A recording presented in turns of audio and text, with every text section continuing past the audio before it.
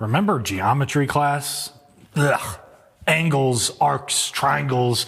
The more shapes and angles that you learned, the more you wondered whether or not you'd actually ever use any of it. Turns out, you use geometry every time a car brakes, turns, or swerves. And whether you realize it or not, suspension geometry is working non-stop to keep tires planted and drivers in control.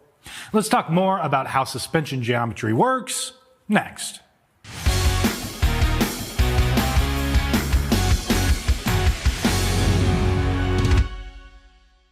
If you walk into a race shop, you'll see technicians measuring how suspension angles change as the suspension moves.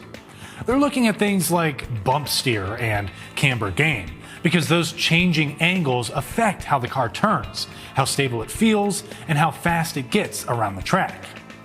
Production vehicles work on these same principles. Engineers tune suspension geometry to balance steering feel, stability, and control during real-world driving events, like panic braking, sudden lane changes, and hard cornering. The difference is that road cars use systems like active ride control, hydraulic bushings, and brake intervention to manage those angles automatically. Everything starts with weight transfer. When a driver brakes, weight shifts forward. When they turn, it moves to the outside wheels. When they accelerate, it transfers rearward.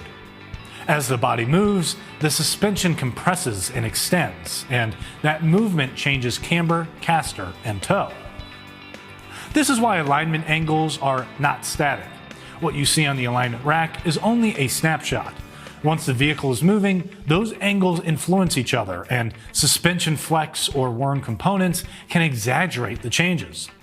Camber is a good example. As the body rolls in a corner, the suspension geometry helps keep the tire flat on the road.